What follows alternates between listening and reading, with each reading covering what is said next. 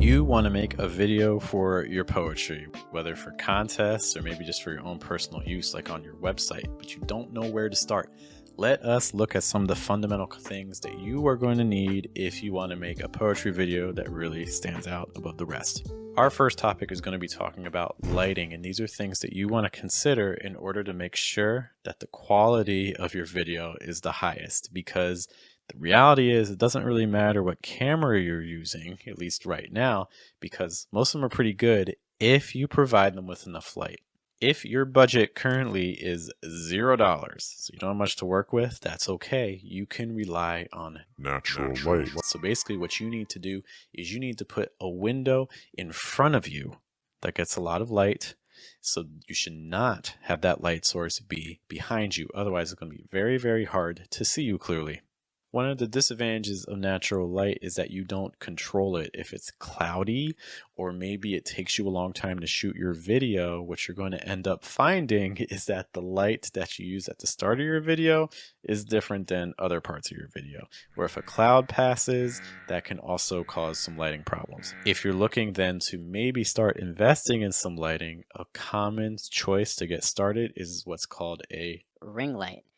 Ring lights are nice because it's very balanced light and it's easy to control. If you're shooting on your phone, they typically have a little holder that you can put your phone on. Now, if you are a person that wears glasses, one thing that you'll want to do if you don't want to have glare is you'll want to position your ring light a little bit higher so that way it shines more on you at an angle, so that way the light doesn't show up in your glasses.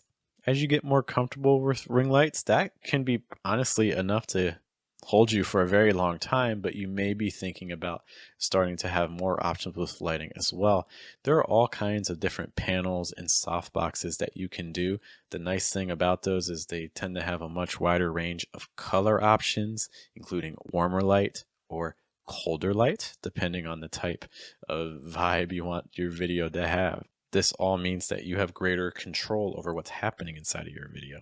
Another thing that you'll want to be considering too is if you're planning on making multiple videos, it may be time to start thinking about actually having some sort of permanent setup, so that way you're not constantly have to tear something down and then put it up again the next time you want to shoot.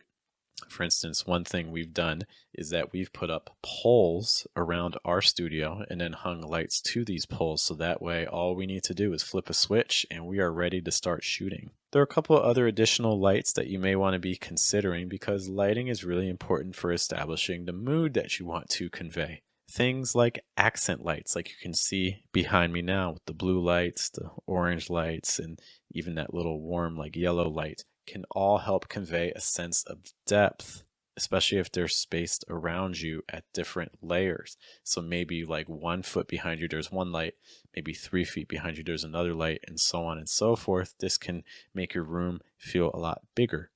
In addition to that, you may want to consider something called a hair light. A hair light shines behind you, so that way it adds some separation between you and your background.